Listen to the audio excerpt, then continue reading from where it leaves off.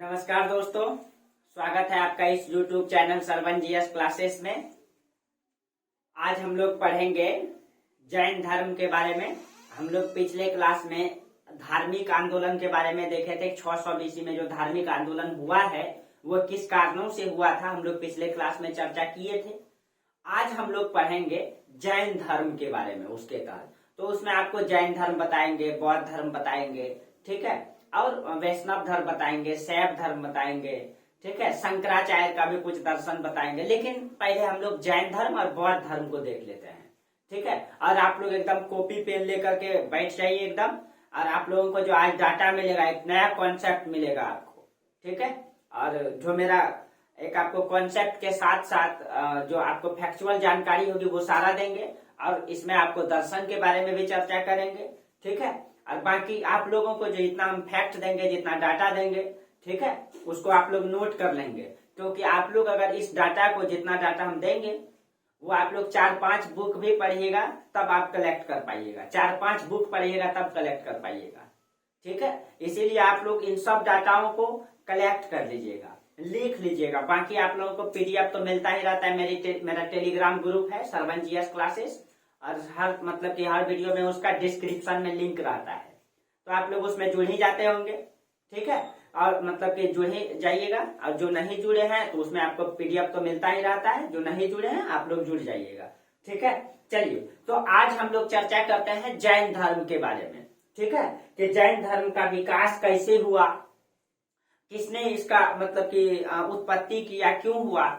तो इन सब चीजों के बारे में चर्चा करेंगे, इसके दर्शन के बारे में भी चर्चा करेंगे, ठीक है। एक नई कॉन्सेप्ट देंगे आज आपको, ठीक है। आज तक आप लोग भी जैन धर्म पढ़े होंगे, और मेरा क्लास करके देखिए, ठीक है। तो देखिए, जो जैन धर्म है, ठीक है, इसको एक प्राचीन धर्म माना जाता है।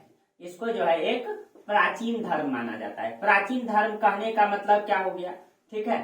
प्राचीन धर्म कहने का मतलब हो गया, आप लोग तो जानते ही होंगे कि इसमें 23 तीर्थंकर आए हैं, ठीक है। जैन धर्म में 23 तीर्थंकर आए हैं, ठीक है। 23 तीर्थंकर आए हैं, सॉरी 24 तीर्थंकर आए हैं, ठीक है। 24 तीर्थंकर आए हैं, और 24 तीर्थंकर में, ठीक है, 23 तीर्थंकर की जानकारी जो है लगभग बहुत कम है, ठीक है। और उसमें 2 ही तीर्थंकर के बारे में जानकारी स्पष्ट रूप से मिलती है, और उसमें से पूर्णतः स्पष्ट रूप से तो एक ही के बारे में मिलती है, महावीर स्वामी, ठीक है, महावीर स्वामी के बारे में। और 2 तीर्थंकर के बारे में जानकारी है, बाकी सब के बारे में बहुत कम जानकारी प्राप्त होती है, ठीक है। उसमें से जो आपका 24वें तीर्थंकर है, उसमें आपका महावीर स्वामी है, महावीर स्वामी। और आप लोगों को पता है महावीर स्वामी का जन्म को लेकर के विवाद भी चलता है, किसका जन्म कब हुआ है। कुछ इतिहासकार इसका जन्म जो है 599 BC बताते हैं, ठीक है, 599 BC बताते हैं। तो कुछ इतिहासकार 540 BC बताते हैं, ठीक है। और अधिकतर हम लोग मान्यता देते हैं किसको, 540 BC को देते हैं, ठीक है। तो 540 BC, तो आपको पता है कि 540 BC में क्या महाजनपद काल चल रहा है, ठीक है। लेकिन कहा जाता है कि यह महावीर स्वामी 24वें तीर्थंकर है। तो इसका मतलब है कि इससे पहले 23 तीर्थंकर आ चुके हैं, ठीक है। इससे पहले 23 तीर्थंकर आ चुके हैं, और हम लोग जानते हैं कि महावीर स्वामी का जन्म अगर हम 540 BC ही माने, ठीक है, इसका मतलब इससे पहले जो है 23 तीर्थंकर आ चुके हैं। जब 23 तीर्थंकर आ चुके हैं तो देखिए, हम लोगों को जानकारी तो स्पष्ट रूप से मिलता नहीं है प्राचीन काल के बारे में, ठीक है। बहुत सारा मतलब कि जो हम लोग आप लोगों को बताया कि पुरातात्विक स्रोत जो खुदाई करके जो भी प्राप्त हो, इसका जैन धर्म के बारे में बहुत कम जानकारियां प्राप्त होती है। तो जैन धर्म के बारे में बहुत कम जानकारी है। मतलब कि इसमें से 2 ही तीर्थंकर के बारे में जानकारी मिलती है। उसमें से महावीर स्वामी के गुरु पार्श्वनाथ, ठीक है, और ऋषभ देव के बारे में जो प्रथम तीर्थंकर थे। 22 के बारे में स्पष्ट जानकारी नहीं, लेकिन उसका नाम आपको बताएंगे, ठीक है। जो मिलता है बुक में नाम मिलता है, जो मतलब कि बहुत सारे ग्रंथों में नाम आया है, लेकिन 2 ही के बारे में स्पष्ट जानकारी है, ठीक है। उसमें भी स्पष्ट क्या, उसमें भी महावीर स्वामी के बारे में जानकारी है, तो उसका जन्म को लेकर के विवाद है इतिहासकारों में, ठीक है। तो चाहे जो भी रहे, लेकिन अगर आपसे पूछा जाए कि हमको अगर महावीर स्वामी की जानकारी पता है, बाकी की पता नहीं है, तो अगर आपको तर्क शक्ति करने के लिए दिया जाए तो आप क्या बोलेंगे? कब के हैं ये? जैन धर्म की उत्पत्ति कब हुई? इसका मतलब, ठीक है, यानी कि जैन धर्म के संस्थापक कौन है? जैन धर्म के संस्थापक है ऋषभ देव। ऋषभ देव, ठीक है, जो प्रथम तीर्थंकर माने जाते हैं। यही है प्रथम तीर्थंकर। प्रथम तीर्थंकर है ये, ठीक है, प्रथम तीर्थंकर। और उसके बाद सबसे अंतिम तीर्थंकर है महावीर स्वामी। तो इन दोनों के बीच में 22 तीर्थंकर आए हैं। इन 22 के बारे में स्पष्ट जानकारी नहीं है, ठीक है। अब देखिए, अब महावीर स्वामी जब 540 बीसी में आए हैं, तो ऋषभ देव कब आए? अब इसके बारे में हम लोग देखते हैं कि ऋषभ देव के बारे में हम आपको एक मतलब कि तार्किक चीजें बताते हैं, ठीक है। आप लोग को भी ये समझ में आएगा कि हाँ, कहीं कहीं ऐसा ही होना चाहिए। देखिए, अगर इसमें 24 तीर्थंकर आए हैं, 540 बीसी में महावीर स्वामी का जन्म है, तो 540 बीसी महावीर स्वामी का जन्म, ठीक है। 599 भी है, 540, तो हम 540 मानते हैं। और पहले कितना तीर्थंकर आए? इससे पहले 23 तीर्थंकर आ चुके हैं। अगर हम एक तीर्थंकर की औसत आयु अगर हम 50 साल मान लिए, औसत आयु 50 साल की, एक तीर्थंकर 50 साल औसत जिए होंगे, कोई ज्यादा भी जिए होंगे, कोई 100 साल भी जिए होंगे, कोई 70 भी गए होंगे, कुछ कम भी रहे होंगे, तो हम एक तीर्थंकर को 23 मतलब 50 साल मान लेते हैं। तो 23 तीर्थंकर का कितना हो जाएगा? 1150। 1150। अब देखिए, 540 बीसी में महावीर स्वामी और इसमें आप 1150 को जोड़ दीजिए, कितना हो जाएगा? 0 5 4 9, ठीक है, 6 यानी 1690। इसका मतलब लगभग आप कह सकते हैं लगभग 1700 बीसी। देखिए, ये पीछे जा रहे हैं बीसी में, ठीक है। तो आप बताइए 1700 बीसी में भारत में आपको कौन सा इतिहास पढ़ा रहे थे? भारत में आपको सिंधु घाटी की सभ्यता पढ़ा रहे थे ना। इसका मतलब ये है कि ये जो है, इसका मतलब जो ऋषभ देव हैं, ये लगभग सिंधु सभ्यता के समकालीन है। इसका मतलब जैन धर्म की उत्पत्ति लगभग सिंधु सभ्यता के आसपास में हुआ है। अब इसका प्रमाण क्या है? हम बोले इतिहास में किसी भी चीजों को ऐसे मनगढ़ंत चीजों को नहीं डाल सकते हैं, उसका प्रमाण देना होगा आपको, उसका तर्क देना होगा आपको। तो तर्क तो एक सीधा सीधा है, अगर कोई प्रमाण नहीं मिलता है तो सीधा सीधा तर्क है। अब इसको आप ठुकरा भी तो नहीं सकते हैं, या तो ये सिंधु सभ्यता के समकालीन हो सकते हैं या वैदिक सभ्यता के समकालीन हो सकते हैं ना। अब आप कहिएगा कि हाँ, इसका प्रमाण क्या है? तो हम याद कीजिए, आप लोगों को जब सिंधु घाटी की सभ्यता बता रहे थे तो उसमें बोले थे कि मोहनजोदड़ो से एक मूर्ति प्राप्त हुई है जिसको ऋषभ देव की मूर्ति बताई गई है। तो इसका प्रमाण कहाँ से मिला है? इसका प्रमाण मोहनजोदड़ो से मिला भी है, मोहनजोदड़ो से, ठीक है। देखिए, कुछ आपको कॉन्सेप्ट के साथ साथ फैक्ट भी आना चाहिए, ठीक है। सिविल सेवा की तैयारी का मतलब यही है, या आप कोई भी तैयारी करें, आपको मेरा उद्देश्य है कि एग्जाम के साथ साथ इतिहास भी आना चाहिए, ठीक है। तो आपको आज तक आप लोग रटते होंगे, लेकिन आज मेरा क्लास करके देखिए जैन धर्म का, आपको एक नई जानकारी नहीं हुई तो फिर क्या कहेंगे? आप लोग नोट करते चलिए इन सब चीजों को, कहीं नहीं मिलेगा ये सब चीजें, ठीक है। 5 किताब 6 किताब भी पढ़िएगा ना तो खोज के नहीं निकाल पाइएगा, इसीलिए आप लोग इसको नोट कीजिए, ठीक है।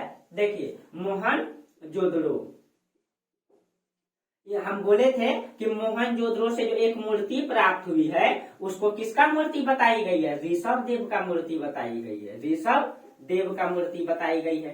चर्चा किए थे आप लोगों को जब हड़प्पा सभ्यता बता रहे थे, तो उसमें आप लोगों को चर्चा किए थे। इसका मतलब कहीं न कहीं ये तो मोहनजोदड़ो का समकालीन है, या तो ये वैदिक सभ्यता का समकालीन है ना। चाहे तो या तो ये वैदिक सभ्यता, क्योंकि हम लोग जानते हैं हिंदुस्तान में 1500 बीसी में 1500 या 1700 बीसी में, ठीक है, या तो वैदिक सभ्यता था या तो सिंधु घाटी की सभ्यता था। उसमें भी इतिहासकार में मतभेद है, लेकिन हम जानते हैं कि मोहनजोदड़ो से सिंधु घाटी सभ्यता से ऋषभ देव की मूर्ति पाई गई है, ठीक है। चलिए, इसका मतलब ये है कि कहीं न कहीं मतलब कि वैदिक सभ्यता या सिंधु घाटी सभ्यता के समकालीन है जैन धर्म के संस्थापक।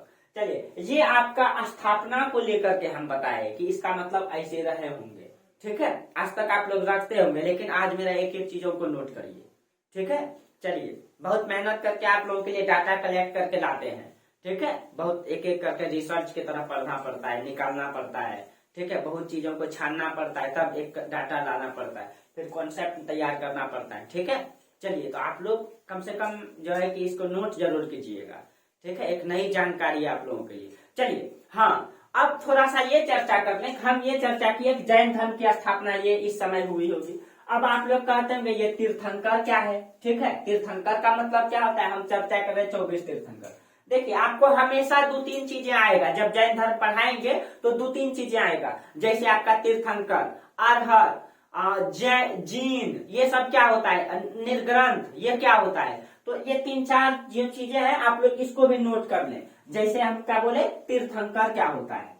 तीर्थंकर, देखिए, तीर्थंकर का मतलब होता है जो आपको बंधनों से मुक्त कराए, जो मनुष्य को बंधनों से मुक्त कराए। बंधन का मतलब क्या होता है, बंधन का मतलब होता है मोह माया। जैसे पिता और पुत्र के बीच में जो बंधन होता है वो क्या है, वो मोह और माया है। वही मोह और माया बंधन को जन्म देता है, और वही बंधन कहीं कहीं मोह माया को जन्म देता है, जिससे एक पिता और पुत्र के बीच में होता है, माँ बेटी के बीच में होता है, पति पत्नी के बीच में होता है। ये तो बंधन है ना। और ये बंधन कब उत्पन्न होता है, जब एक दूसरे के प्रति मोह और माया होता है। और इसी मोह माया से, इसी बंधनों से जो मुक्त कराए आपको, उसी को क्या कहते हैं, तीर्थंकर कहते हैं। उसी को तीर्थंकर कहते हैं। कहीं न कहीं जब आपको दुख होता है, तकलीफ होता है, कब दुख और तकलीफ होता है, जब आप इस बंधनों का निर्वहन नहीं कर पाते हैं। जैसे आप पति पत्नी हैं, और पति पत्नी के मतलब जो पति है, एक मोह है, एक माया है, उसी से तो बंधन बना हुआ है। और उस बंधन में आप अगर पति और अपनी पत्नी के कर्तव्य का निर्वहन नहीं कर पाते हैं पति होते हुए, तो आपको दुख होता है, आपको तकलीफ होता है। एक बेटा होते हुए अपनी माँ का कर्तव्य का निर्वहन नहीं कर पाते हैं, तो तकलीफ होता है, दुख होता है। तो उसी से तो दुख की उत्पत्ति होती है। उसी दुखों से, उसी बंधनों से जो आपको मुक्त कराए, उसी को तीर्थंकर कहते हैं। उसी को क्या कहते हैं, तीर्थंकर।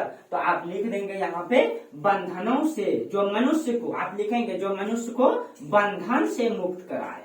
ठीक है, कराए, उसी को क्या कहते हैं, तीर्थंकर कहते हैं। कुछ वर्ड आएंगे इसमें, आप लोगों को अभी ही क्लियर करा देते हैं, ताकि लास्ट में आप लोग बीच बीच में पूछे नहीं। ठीक है, और उसके बाद एक शब्द आएगा आपका अरहत। एक शब्द आएगा आपका अरहत। अरहत का मतलब होता है जो तीर्थंकर पूज्य हो। पूज्य का मतलब क्या, वो ज्ञानी हो चुके हैं, वो बंधनों से मुक्त हो चुके हैं। तो जब वो बंधनों से मुक्त हो चुके हैं, तो उसका पूजा होने लगा ना समाज में, उसका यानी कि वो बंधन से मुक्त है और समाज में शिक्षा दे रहे, तो वो पूज्य है। तो जो तीर्थंकर पूज्य हो, उसे हम क्या कहेंगे, उसे हम अरहत कहेंगे। और एक शब्द आएगा आपका जीन। एक शब्द आएगा आपका जीन। जीन का मतलब क्या होता है, विजेता। विजेता का मतलब हुआ, ठीक है, अपनी आत्माओं पर विजय प्राप्त कर ले, इन बंधनों पर, उसको दुख, ये मोह माया बंधन से मुक्त हो जाए। और मुक्त होने के बाद जो है अपने इन इच्छाओं पर, जैसे मनुष्य का इच्छा होता है, इसकी आकांक्षा होती है। जैसे आप करोड़पति बनते हैं तो आप चाहते हैं कि हाँ और हम अरबपति बने, अरबपति बनते हैं और आप मतलब आपकी इच्छाएं आकांक्षाएं बढ़ती जाती है। बंधन ये मोह माया से नहीं उत्पन्न होता है।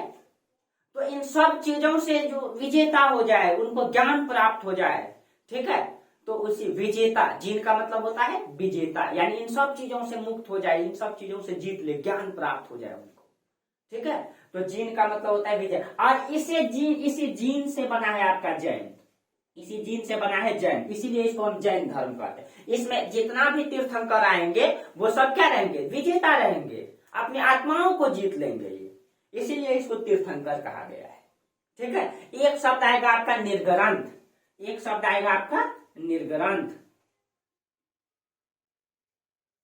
निर्ग्रंथ एक शब्द आएगा आपका निर्ग्रंथ का मतलब होता है सांसारिक बंधनों से मुक्त व्यक्ति।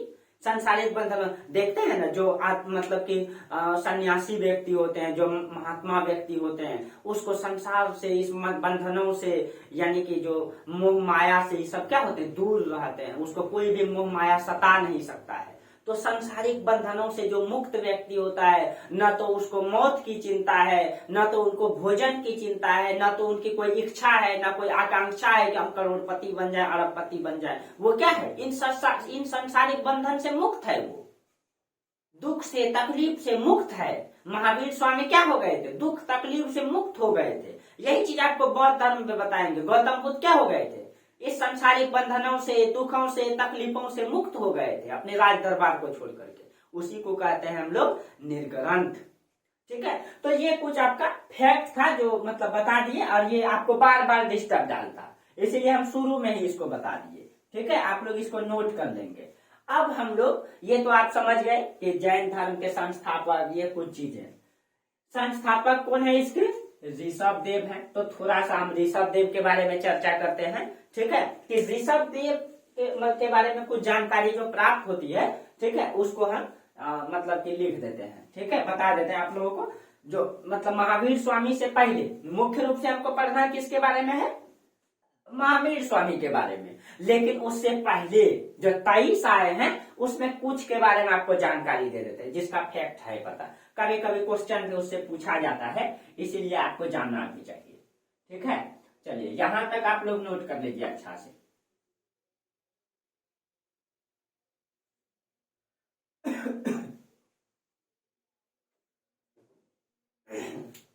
हाँ, सबसे पहला चीज है आपको मैप में, आप लोग मैप बना लेंगे। चलिए हम भी मैप बना देते हैं आप लोगों के लिए, और आप लोग भी मैप बना लेंगे।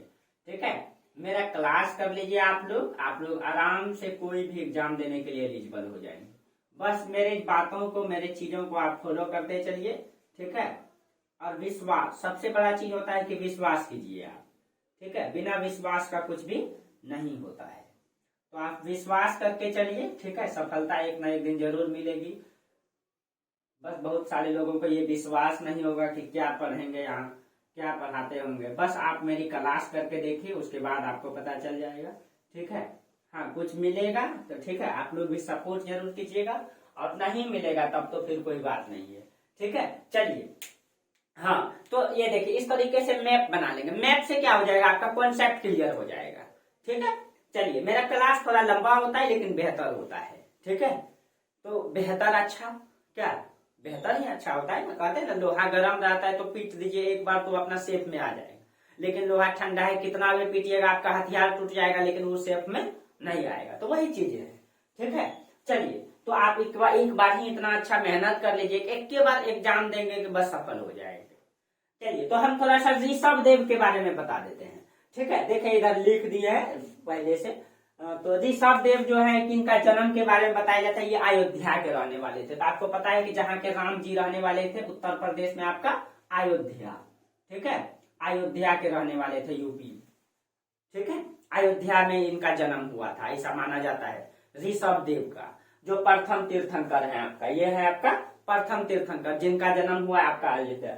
ये इक्ष्वाक वंश के माने जाते हैं, और आपका राम जी भी इक्ष्वाक वंश के थे।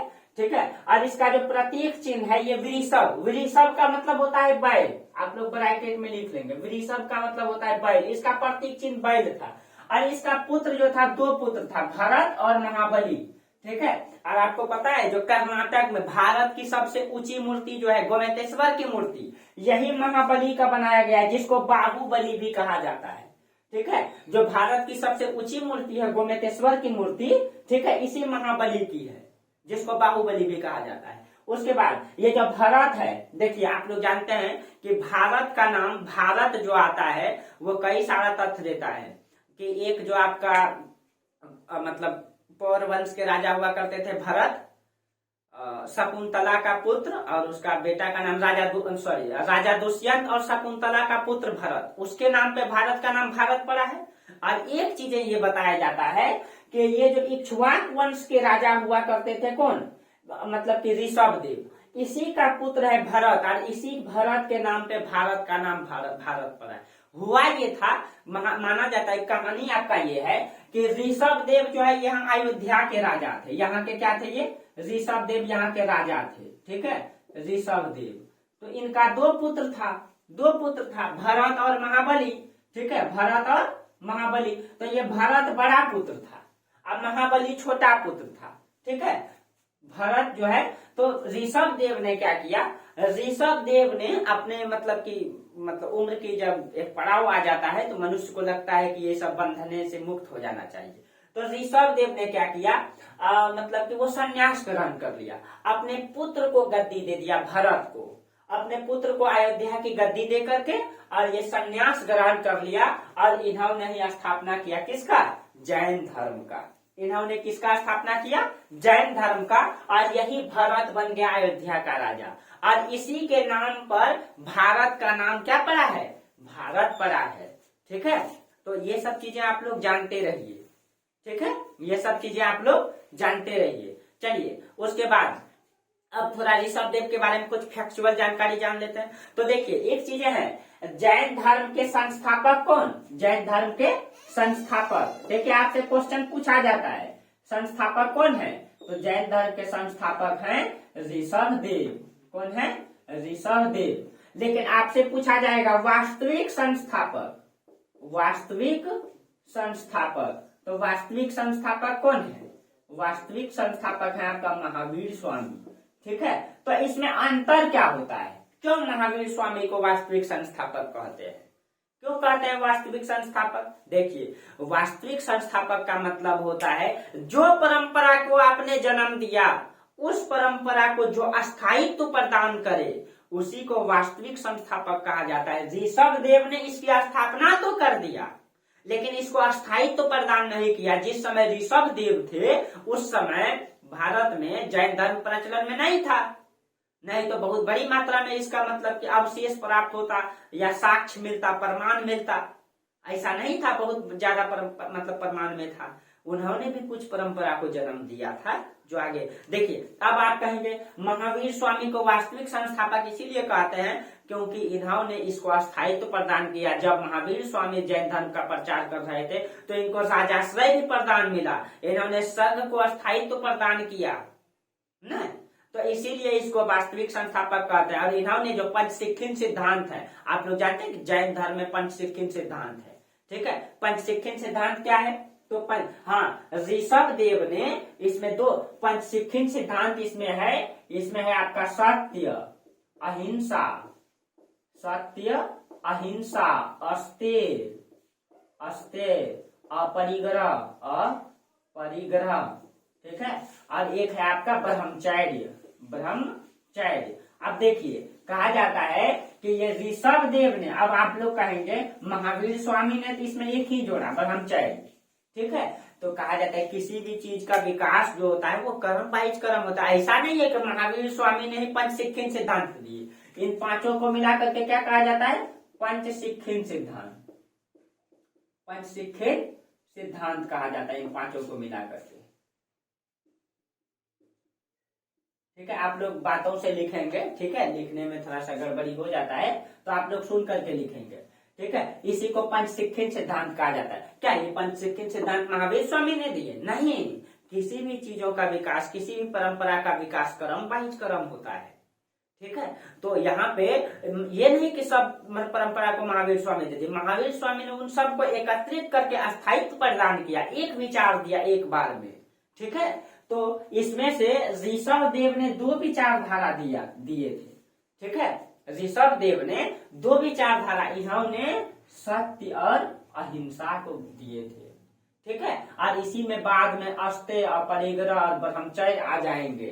ठीक है, तो इन सब को मिला करके क्या कहा जाता है? पंच। देखिए मतलब कि ये यहाँ पे जो है अहिंसा और अनेकांतवाद दिए थे। ठीक है, अहिंसा और अनेकांतवाद, सत्य नहीं, इसी में बाद में जुड़ गए।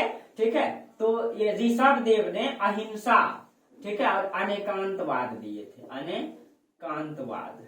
ठीक है, अनेकांतवाद, तो अहिंसा का मतलब आप समझ ही रहे, हिंसा नहीं करना। अनेकांतवाद जो है आपका मतलब कि ज्ञान से संबंधित है। अनेकांतवाद न ज्ञान से संबंधित है, दर्शन, जैसे कि ज्ञान मतलब अनेकांत होकर के आप ज्ञान प्राप्त करें। ठीक है, उससे संबंधित है। और देखिए तो इन्होंने दो सिद्धांत दिए, अनेकांतवाद और अहिंसा। और इसी अहिंसा में अस्तेय, अपरिग्रह, ब्रह्मचर्य और सत्य जुड़ जाएगा, इसी को पंचशिखिन सिद्धांत कहेंगे। इसी में आप सत्य भी जोड़ लीजिए, तब इन पांचों को मिला करके पंचशिखिन सिद्धांत कहलाता है। ठीक है, तो ये किसने दिया था? इसमें दो दिया था ऋषभदेव। ठीक है, तो आप लोग जानते रहिए इसके बारे में। ठीक है, और एक एक करके आप लोग इसको नोट करते चलिए, बाकी आप लोगों को सारे चीजें मिलती रहेगी। ठीक है, और कहीं भी डाउट नहीं होगा आपको। अब देखिए, अब इन सी चीजों का दिया। अब देखिए कहा जाता है कि अब हम कैसे जाने कि महावीर मतलब कि सॉरी ऋषभ देव के बारे में कि ऋषभ देव जो है मतलब कि मोहनजोदड़ो या हड़प्पा सभ्यता के समकालीन है। अभी तो हम चर्चा किए हड़प्पा सभ्यता के समकालीन है, तो हम आपको बोले थे मोहनजोदड़ो से एक मूर्ति प्राप्त हुई है। ठीक है, मोहनजोदड़ो से एक मूर्ति प्राप्त हुई है जिसको बताया गया है कि ये किसकी मूर्ति है, ये ऋषभ देव की मूर्ति मानी गई है। ठीक है, उसके बाद मतलब ऋग्वेद में, ठीक है, ऋग्वेद मतलब वैदिक काल, ऋग्वेद में मतलब ऋषभ देव का उल्लेख आता है। ऋग्वेद में ऋषभ देव को इसमें इसको धर्म प्रवर्तक कहा जाता है। ठीक है, तो ऋग्वेद में इसका उल्लेख आया है जिसमें इसको क्या कहा गया है, धर्म प्रवर्तक कहा गया है, प्रवर्तक कहा गया। इसका मतलब धर्म की स्थापना करने वाला। तो इन्होंने कौन सी धर्म की स्थापना किया, जैन धर्म का। ठीक है, उसके बाद यजुर्वेद में भी इसका उल्लेख आता है। ठीक है, यजुर्वेद में सॉरी ऋग्वेद में जो है इसका उल्लेख आता है। ठीक है, धर्म प्रवर्तक इसको यजुर्वेद में कहा गया है। ठीक है, यजुर्वेद में धर्म प्रवर्तक, ऋग्वेद में इसका उल्लेख आता है। और ऋग्वेद में इसका उल्लेख के साथ साथ दूसरे जो मतलब कि तीर्थंकर है अरिस्टिनोमी, इसमें दूसरे तीर्थंकर का भी उल्लेख आता है, अरिस्टिनोमी का। ठीक है, अरिस्टिनोमी का भी उल्लेख आता है इसमें ऋग्वेद में। और मतलब यजुर्वेद में इसको धर्म प्रवर्तक कहा गया है। इसका मतलब कहीं कहीं इन्होंने जो धर्म की स्थापना, भागवत पुराण में, हाँ एक अथर्ववेद का ब्राह्मण ग्रंथ है गोपद ब्राह्मण ग्रंथ। ठीक है, गोपद ब्राह्मण ग्रंथ ये अथर्ववेद का ब्राह्मण ग्रंथ है। ठीक है, इसमें इसको विष्णु का अवतार बताया गया है, विष्णु का अवतार बताया गया। भागवत पुराण में ऋषभ देव को विष्णु का अवतार बताया गया है। ठीक है, इसमें भागवत पुराण में इसमें विष्णु का अवतार बताया गया है। और गोपद ब्राह्मण ग्रंथ में इसको जो है ऋषभ देव को भूकश्यप कहा गया है। देखिए कहीं न कहीं अगर ऋग्वेद में, ठीक है, जो भी रहे ये सब तो डाटा है, ठीक है, लेकिन कहीं कहीं आप इसको कॉन्सेप्ट को समझ सकते हैं कि कहीं कहीं अगर ऋग्वेद में, यजुर्वेद में, ब्राह्मण ग्रंथ में इसका उल्लेख आता है, तो इतिहास में आप अगर आप अपने मतलब अपने अगर आप डायरी लिखते हैं तो डायरी क्या लिखेंगे, उसमें जो आपकी घटनाएं घट चुकी है, तो बीती हुई बातों को आप लिख सकते हैं। कल्पना करके किसी भी चीजों को तो आप नहीं लिख सकते हैं, उसको साहित्य में शामिल भी नहीं कर सकते हैं। तो इसका मतलब है कहीं कहीं ऋग्वेद में इसका उल्लेख आता है, यजुर्वेद में आता है, गोपद ब्राह्मण ग्रंथ में आता है, भगवत पुराण में आता है। कहीं न कहीं ये घटना घटी होगी, तब न बाद में जाकर के उसमें उसका उल्लेख आता है। ठीक है, तो ये आप इसको समझ सकते हैं। ठीक है, तो इसके बाद तो ये आपका प्रथम तीर्थंकर के बारे में ये सारी जानकारी आपका मिलती है। उसके बाद है आपका दूसरे तीर्थंकर, जिसको हम कहते हैं अजीतनाथ। ठीक है, दूसरे हैं। ठीक है, इसका उल्लेख भी यजुर्वेद में आ रहा है। और ये भी कहा जाता है कि ये भी अयोध्या के रहने वाले थे। ठीक है, ये भी कहाँ के रहने वाले थे, अयोध्या के रहने वाले थे, यही अयोध्या के ही थे दूसरे तीर्थंकर। ठीक है, उसके बाद देखिए सब तीर्थंकर के बारे में आपको नहीं बताएंगे, हाँ डाटा में लिख देंगे, आपको पूछा भी नहीं जाता है, उतना याद भी नहीं रख पाएंगे आप। ठीक है, लेकिन आपको नोट्स में सब तीर्थंकर के बारे में दे देंगे आपको। जैसे हम एक बार बोल देते हैं सब तीर्थंकर के बारे में, जैसे प्रथम तीर्थंकर ऋषभ देव, दूसरे तीर्थंकर अजीतनाथ, तीसरे तीर्थंकर संभवनाथ, चौथे तीर्थंकर आपका अवंतीनाथ, पांचवें तीर्थंकर आपका सुमतिनाथ। ठीक है, इसी तरह से आपका सब का जो मतलब कि नोट्स में आपको सब दे देंगे। ठीक है, बाकी आप जो है उतना याद भी नहीं रख पाइएगा, पूछा भी नहीं जाता है। ठीक है, जिससे कुछ क्वेश्चनें पूछी जाती है। ठीक है, उनको थोड़ा ध्यान में रखना है। ठीक है, डाटा की कमी नहीं है। अब बहुत सारे लोग ऐसे होंगे जो दो गो डाटा मतलब गहरी से गहरी डाटा खोज लेंगे और आपको पूछते रहेंगे, परेशान करते रहेंगे, वो कोई मायने नहीं है। ठीक है, उन सब चीजों में नहीं आना है, बहकावे में नहीं आना है। ठीक है, जो फैक्ट है उन सब चीजों को जानना है। ठीक है, कुछ लोग होते हैं जो गहरी से गहरी डाटा निकाल लेंगे और आपको परेशान करने के लिए पूछते रहेंगे, तब तो आप इतना पढ़े मतलब खूब पढ़े रहेंगे, लेकिन वो फैक्ट आपको याद नहीं रहेगा तो वो बोलेंगे आप पढ़े ही नहीं है, लेकिन उनके बातों में नहीं आना है। ठीक है, ऐसी लोगों के बातों से दूर रहना है, नेगेटिव चीजों से दूर रहना है। ठीक है, आप पढ़े हैं, आपको कॉन्सेप्ट पता है, आप अपने में ठीक रहिए, बस किसी के बातों में नहीं आना है। ठीक है, नहीं तो फिर आपका पढ़ा हुआ क्या फायदा। ठीक है, चलिए, इसलिए किसी का अब देखिए उसके बाद 19वें तीर्थंकर है मल्लीनाथ। ठीक है, डाटा बहुत है, आपको इतना डाटा दे देंगे कि आप खत्म नहीं कर पाएंगे, लेकिन डाटा लेकर के क्या फायदा। ठीक है, आपको दे देंगे, जानने के लिए दे देंगे। ठीक है, आप देखिए 19वें तीर्थंकर है मल्लीनाथ। मल्लीनाथ के बारे में ये चीजें हैं, जब आपको आगे पढ़ाएंगे मतलब जैन धर्म, तो इसको लेकर के दो विचारधाराएं चलती है। आपको पता है जैन धर्म आगे जाकर के दो भागों में बच जाएगा। आपको बताएंगे श्वेतांबर और दिगंबर। ठीक है, श्वेतांबर श्वेत वस्त्र पहनता है, दिगंबर नग्न अवस्था में रहता है। जब ये मतलब कि चंद्रगुप्त मौर्य के दरबार में हुआ ये था कि जब चंद्रगुप्त मौर्य के दरबार में 12 वर्ष तक अकाल पड़ गया था, तो वहीं से जैन धर्म दो भागों में विभाजित हुआ था, जो आपको आगे कहानी बताएंगे, आप लोग चिंता न करें। ठीक है, तो कहा जाता है जब इसमें दो संप्रदाय, एक है श्वेतांबर, एक है दिगंबर। ठीक है, इसमें है आपका श्वेतांबर, एक है आपका दिगंबर, जैन धर्म में दिगंबर। ठीक है, दिगंबर। यहाँ हम आपको ये बताना चाह रहे हैं कि जो श्वेतांबर संप्रदाय है, मल्लीनाथ को महिला मानते हैं। श्वेतांबर संप्रदाय मल्लीनाथ को महिला बताते हैं, दिगंबर संप्रदाय इसको पुरुष बताते हैं। दिगंबर कहते हैं कि मल्लीनाथ पुरुष है, लेकिन श्वेतांबर कहते हैं मल्लीनाथ महिला है। ठीक है, यही चीज लेकर के मतलब दोनों में ये चलते रहता है। ठीक है, हाँ, इसका जो प्रतीक चिन्ह है, ठीक है, इनका जो प्रतीक चिन्ह है मल्लीनाथ का, ये आपका कलश है। ये आपका क्या है? कलश। ठीक है, कलश है। उसके बाद आप देख लीजिए 21वें तीर्थंकर है नेमिनाथ। ठीक है, 21वें तीर्थंकर है आपका नेमिनाथ। ठीक है, अब देखिए नेमिनाथ के बारे में कहा जाता है, ये मतलब कि मिथिला के राजा जो है, राजा जनक के पूर्वज माने जाते हैं। जो मिथिला के राजा थे, राजा जनक, उसी के पूर्वज माने जाते हैं इनको। ठीक है, उसी के पूर्वज जो है इनके माने जाते हैं। और इसने निष्काम कर्म की भावना का जो है कि प्रचलन किया था। निष्काम कर्म का मतलब क्या होता है? निष्काम कर्म का मतलब होता है आप कर्म करते रहिए, फल की चिंता मत कीजिए। ठीक है, आप अपने कर्मों पर अडिग रहिए, फल की चिंता मत कीजिए, वो स्वाभाविक आपको मिलेगी। आप अच्छे कर्मों को करते चलिए। आप कहीं कहीं, इसका मतलब क्या हो गया? इसका मतलब है कि आप कर्म कीजिएगा तो फल मिलेगा। आप मतलब स्वाभाविक सोचते रहेंगे हम आईएएस बन जाए, हम अधिकारी बन जाए, तो ऐसे थोड़ी हो सकता है। एसडीएम बन जाए या डीएसपी बन जाए, ऐसे थोड़ी हो सकता है। आप कर्म को करते रहिए, चिंता मत कीजिए कि होगा कि नहीं होगा। आप बस मेहनत करते चलिए। ठीक है, उस मेहनत पर अडिग रहिए हमेशा। फल की चिंता क्यों करते हैं आप? बस एक ईमानदारी पूर्वक अपने आप से पूछिए कि क्या मैं वास्तविक में डीएसपी बनने के लिए, एसडीएम बनने के लिए, आईएएस बनने के लिए क्या वास्तविक में मेहनत कर रहा हूं? अगर कर रहा हूं तो मुझे मिलेगी। अगर नहीं कर रहा हूं, अगर मतलब नहीं कर रहा हूं या नहीं मिल रहा है, इसका मतलब कहीं न कहीं हमारे में कमी है। कुछ ना कुछ कमियां है जिसको हम भर नहीं पा रहे, जिस कारण से मेरा नहीं हो रहा है। तो आप कर्म की मतलब कीजिए, फल की चिंता क्यों करते हैं? जब आप अच्छे कर्म को करेंगे तो वहां तक जरूर पहुंचेंगे।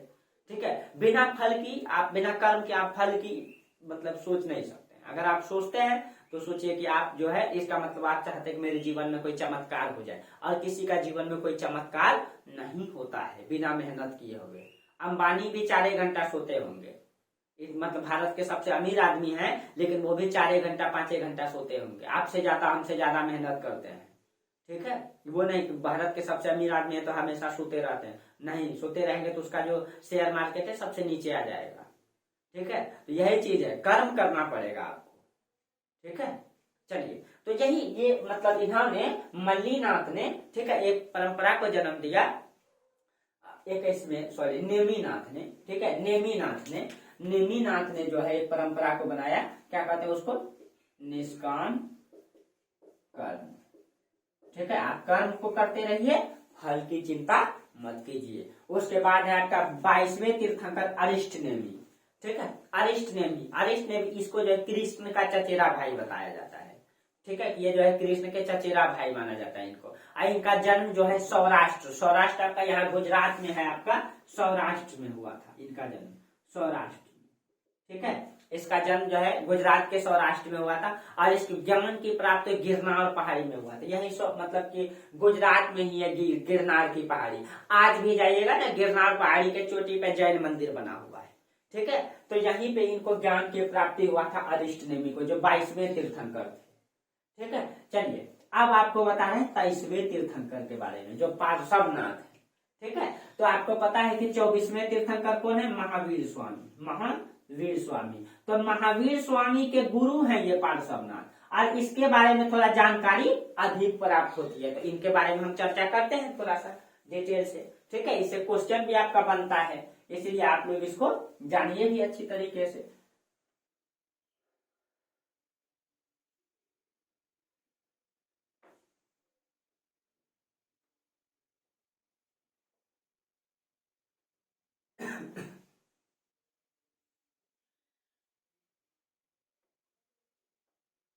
अब देखिए, अब हम लोग जानेंगे 23वें तीर्थंकर के बारे में।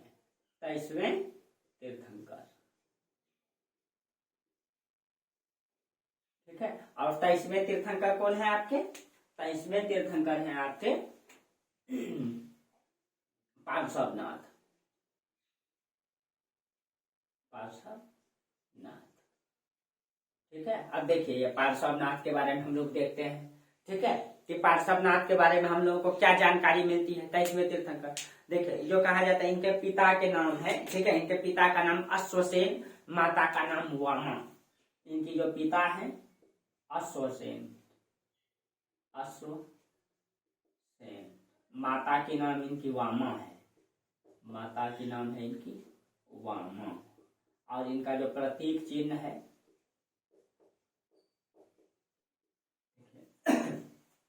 इनका जो प्रतीक चिन्ह है ये एक सेकेंड, सर्प है। हाँ, सर्प है जी, इनका प्रतीक चिन्ह है सर्प। इनकी अंतिम अवस्था के बारे में जब बताएंगे तो इनका कॉन्सेप्ट याद रहेगा आपको, ठीक है। प्रतीक चिन्ह है इनका सर्प। हाँ, इनके जो मतलब कि जन्म स्थान है ये काशी है, ठीक है। इनका जन्म स्थान ये काशी, आपका उत्तर प्रदेश में जो पड़ता है इसका। तो इनका जन्म कहाँ हुआ है? इनका जन्म हुआ है काशी में, इनका जन्म काशी में हुआ है, ठीक है। और इनकी मतलब कि पत्नी थी प्रभावती, ठीक है। इनका पत्नी थी प्रभावती, प्रभावती। और इनकी एक पुत्री भी थी, पुत्री पुष्पचूला, पुष्पचूला इनकी पुत्री की नाम था, ठीक है। इनकी पुत्री पुष्पचूला, ठीक है। कहा जाता है कि देखिए इसने जो है कि 30 वर्ष की अवस्था में ये इन्होंने अपनी शादी विवाह कर लिए थे ये। तो इनकी एक पुत्री भी थी पुष्पचूला। तो इन्होंने कहा जाता है 30 वर्ष की अवस्था में, ठीक है, इन्होंने संन्यास ग्रहण कर लिया था, ठीक है, गृह त्याग करके, ठीक है। ये सम्मेद शिखर, आपको पता है सम्मेद शिखर जो पारसनाथ की पहाड़ी है, ये पारसनाथ की पहाड़ी कहाँ? जो झारखंड में है पारसनाथ की पहाड़ी, बिहार में जो आपका मतलब बिहार के कहलगांव के आसपास जो एक पहाड़ी है, ठीक है, जो आपका छोटा नागपुर का पठार और उसके बगल में पड़ता है आपका ये पारसनाथ की पहाड़ी, ठीक है। इसी पारसनाथ की पहाड़ी के सम्मेद शिखर में जाकर के, ठीक है, इन्होंने वहीं पे जाकर के ध्यान करते थे। देखिए आप लोग सोच रहे होंगे कि ध्यान का माध्यम मतलब कि ये जंगल तो पहाड़ तो इन सब चीजों में, नदी के किनारे पेड़ के नीचे इन सब चीजों में ज्ञान प्राप्ति होता था। देखिए वो नहीं है, मायने ये है कि आप जो है ये मतलब मायने ये लगता है कि कंसंट्रेट, ये अपने ध्यान में कितना कंसंट्रेट हो पाएंगे। क्या शहर में रह करके कंसंट्रेट हो पाएंगे? नहीं हो पाएंगे। जंगल में, पहाड़ में, नदी किनारे जहां कोई नहीं रहे, एकदम अच्छी से ध्यान कर पाए, कंसंट्रेट कर पाए, सोच पाए दुनिया के बारे में, ठीक है, ज्ञान अर्जन कर पाए, ठीक है। इसीलिए वैसी जगहों पे ज्ञान प्राप्ति होती थी। नहीं तो आप लोग सोचते होंगे क्या वो ऐसी जगह ज्ञान प्राप्ति के लिए मशहूर है, ये बातें नहीं है। जहां कंसंट्रेट हो, और बिना कंसंट्रेट का क्या होता है, आप कंसंट्रेट के नहीं पढ़ेंगे 2 घंटा 3 घंटा, ठीक है, क्लास नहीं करेंगे, ठीक है, 8 घंटा कंसंट्रेट होकर के नहीं पढ़ेंगे तो आप सीख भी नहीं पाएंगे। सिर्फ पढ़ेंगे कुछ नहीं पता चलेगा, लेकिन कंसंट्रेट होकर के पढ़ेंगे तो सब आत्मसात हो जाएगा आपके साथ। यही कंसंट्रेट होना चाहिए, तब आपको ज्ञान होता है। बिना कंसंट्रेशन का ज्ञान नहीं होता है। एकदम केंद्रित, ध्यान केंद्रित होकर के पढ़ना पड़ता है, एक एक बातों पे ध्यान देना होगा, ठीक है। तो इसने इन्होंने 30 वर्ष की अवस्था में गृह त्याग किया। और यहाँ ये काशी, काशी पड़ता है उत्तर प्रदेश में, अयोध्या, यहाँ आपका काशी है। काशी से कहाँ चल गए? यहाँ पे आ गए ये, ठीक है। यहाँ कहाँ पे? तो सम्मेद शिखर, सम्मेद शिखर ये पारसनाथ की पहाड़ी में पड़ता है। यहीं पे ये आ गए और यहाँ ध्यान करने लगे। कहा जाता है कि ध्यान करते करते 84वें दिन इनको ज्ञान की प्राप्ति हुआ, ठीक है। 84वें दिन इनको ज्ञान की प्राप्ति हुआ। और ज्ञान की प्राप्ति हुआ तो क्या ज्ञान की प्राप्ति हुआ? ज्ञान जब मिला तो इन्होंने, इनको क्या ज्ञान मिला, क्या बताइए कि ये इनको क्या ज्ञान सीखने के लिए मिला कि कि मैंने ये ज्ञान पाया है, इन्होंने क्या बताया? तो इन्होंने बताया कि मुझे जो ज्ञान की प्राप्ति हुई है वो 4 चीजें प्राप्त हुई है। उसी को चातुर्याम सिद्धांत कहा जाता है। इन्होंने चातुर्याम सिद्धांत दिया है, ठीक है। तो इनको जब यहाँ पे 84वें दिन ज्ञान की प्राप्ति हुआ, ठीक है, तो इसको क्या ज्ञान की प्राप्ति हुआ? इन्होंने चातुर्याम सिद्धांत दिया, चातुर्याम सिद्धांत। चातुर्याम सिद्धांत का मतलब क्या हुआ? सबसे पहली बार इन्होंने बोला सत्य, अहिंसा, अस्तेय, अपरिग्रह, ठीक है। इन्होंने 4 चीजें दिया, सत्य, अहिंसा, ठीक है, अस्तेय, अपरिग्रह। सबसे पहली बार इन्होंने इसी में, और यही परंपरा को हर धर्म में आगे बढ़ाया जाएगा।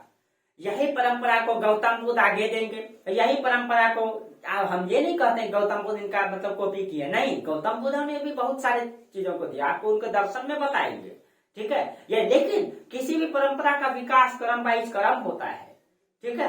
तो हम ये नहीं कह सकते गौतम बुद्ध इनका कॉपी किए, हाँ, हम ये कह सकते उस परंपरा को आगे बढ़ाए, उस विचार में कुछ चीजें जोड़ करके उन्होंने आगे बढ़ाए। इसी विचार में एक विचार दे देंगे महावीर स्वामी, उसको पंचशिक्षण सिद्धांत कह देंगे, फिर वो आगे बढ़ेंगे। तो इन्होंने सबसे पहली बार ज्ञान प्राप्त किए, ध्यान मगन से बताया कि आपने क्या ज्ञान प्राप्त किया। तो इन्होंने बोला कि मनुष्य को हमेशा सत्य बोलना चाहिए, हर चीजों पे सत्य पे हमेशा अडिग रहना चाहिए। आप कितना भी मतलब कि कुछ भी गलत हो जाए संसार में, अगर आप सत्य है तो आपको कभी भी अगर आप सत्य है तो आपको कोई झुका नहीं सकता है। सत्य परेशान हो सकता है, सत्य पराजित नहीं हो सकता है। सबसे पहली बार इन्होंने बताया अस्तेय का मतलब क्या होता है? चोरी न करना, कि चोरी नहीं करना चाहिए लोगों को, असत्य पे रहना चाहिए, चोरी नहीं करना चाहिए, ठीक है। अपरिग्रह, अधिक धन का संचय न करें, अधिक धन का संचय न करें। अहिंसा, किसी की हत्या न करें। इन 4 सिद्धांत को इन्होंने बताया और बोला अगर आप इन 4 सिद्धांत को अगर आप मानेंगे, इसमें आप मतलब कि इन चीजों को अपने जीवन में आत्मसात कर लेंगे तो आपको कोई झुका नहीं सकता है, आप एक सच्चे मार्ग पे चलने वाले व्यक्ति बनेंगे। इन 4 सिद्धांत को इन्होंने अपने ज्ञान से बताया, ठीक है। 84वें दिन इनको ज्ञान की प्राप्ति हुआ था, ठीक है। और इसी में एक सिद्धांत दे देंगे ब्रह्मचर्य, महावीर स्वामी, तो वही बाद में क्या हो जाएगा? यही बाद में हो जाएगा आपका पंचशिक्षण सिद्धांत, ठीक है। तो इनका जो प्रतीक चिन्ह था ये क्या था? ये सर्प था, इनका प्रतीक चिन्ह, ध्यान में रखिएगा।